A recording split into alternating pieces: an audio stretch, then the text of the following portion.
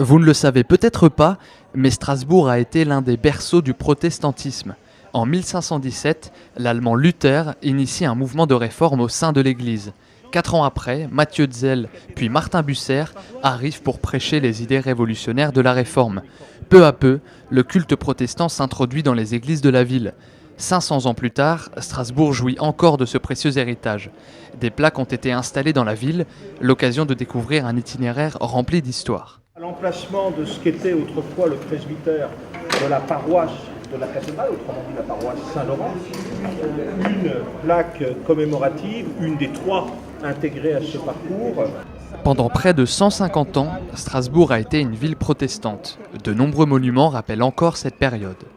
Il y a bien évidemment tout un patrimoine ecclésial, des églises qui pour la plupart étaient catholiques à l'origine et sont devenues protestantes. Certaines ont été construites pour le culte protestant. Je pense en particulier à l'église du Bouclier.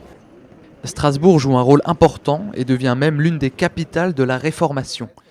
Grâce à son esprit ouvert et tolérant, de nombreux réfugiés et exilés s'y installent, comme le célèbre Jean Calvin. Ça fait partie de l'histoire de Strasbourg, c'est une spécificité strasbourgeoise. On ne peut pas comprendre les mentalités strasbourgeoises sans intégrer la réalité du protestantisme. Du 7 au 9 avril, Strasbourg accueillera la caravane de la Réforme sur la place Kléber.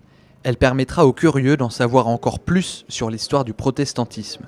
De nombreuses animations prendront place dans les églises et lieux protestants.